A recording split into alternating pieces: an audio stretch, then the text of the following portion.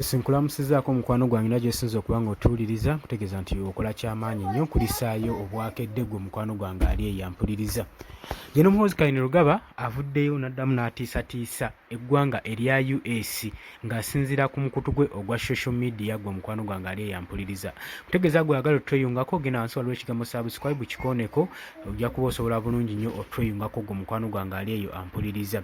Kakati Jeno Muhoozi Kainerugaba ng'asinziira ku mukutu ogwa Twitter ogwa social media avuddeyo n'akanga eggwanga erya US n'aligamba nti nno kino tabasaba na busabi yete n'abagamba nti tabasaba busabi wabula kino kiragiro ki kyakoze. Avuddeyo n'abanja ng'agamba nti nno USA oba eggwanga lino erya Amerika lyetaaga okuba nga liyiririra amawanga gonna aga Afirika ne triliyoni za US dollar 10 lwa nsonga ki nti mirembe giri egyayita agamba Jeno Muhoozi Kainerugaba bano bawaŋŋangusanga baganda baffe nga babatwalanga abaddu nga babayisa ku semayanja Antalantic gwe mukwano gwange ali eyo ampuliriza. Kitegeeza ki nga babasaabaza okuva mu Afirika nga babatwala ku semayanja nga babakukusa okubatwala mu ggwanga lyabwe erya Amerika okukola ng'abaddu. Jeno Muhoozi ng'asinziira ku mukutu gwe ogwa Twitter era azzeemu ng'agamba nti ye tagenda kuddamu kumulaba ng'alinnya ekigere kye mu ggwanga lino erya Amerika okuggyako nga basoose ne basasulayo triliyoni nga 12 ku ezo z'abanja Amerika. Agamba kisaanidde kuba ku mirembe giri eri bano baatigobyanga nnyo bajjajjaffe ne babatwala mu buwaŋŋanguse okukola ng'abaddu. Agamba tasobola kulinnya ku ttaka lya Amerika, tasobola kuteekinga kigere kye kutwala kigere kye kirinyisa ku ttaka erijjudde omusaayi erya Amerika gwe mukwano gwange ali eyo ampuliriza. Era n'agamba nti nno kino si kiragiro, ayagala Amerika eveeyo eririre amawanga gonna ag'abaddugavu ne triliyoni 10 eza dola ku mukwano gwange ali eyo ampuliriza ate nga tabasaba busabi wabula nga kino kiragiro.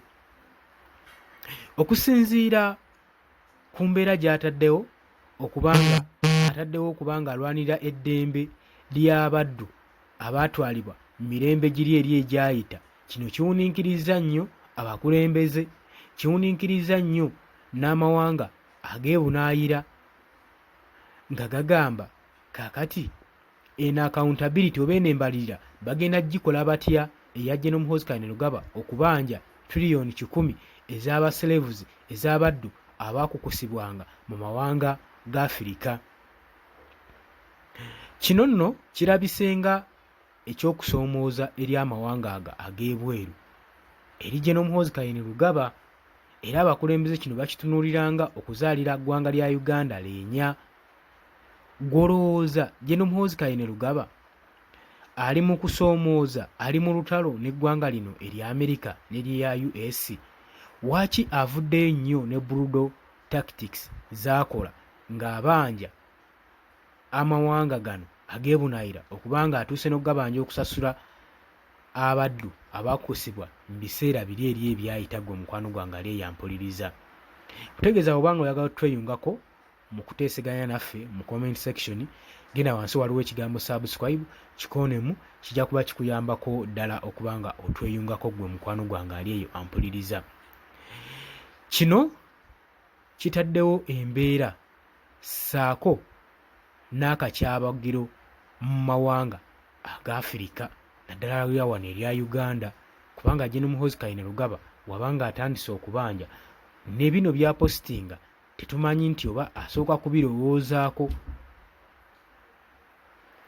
kubanga kino kirina engeri gye kigenda okubanga kittattanamu enkolagana wakati wa Uganda ssaako n'Amerika.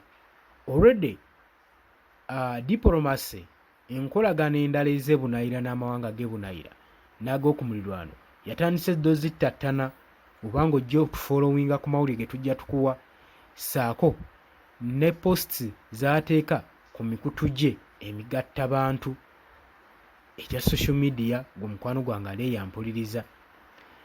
Bategeeza nti nno mubadde bawuliriza balungi nnyo, mwebale kwekuumira ku Yugi Updates TV, jangu likinge, sharinga, commentinga. Mbaagala nnyo, mweraba.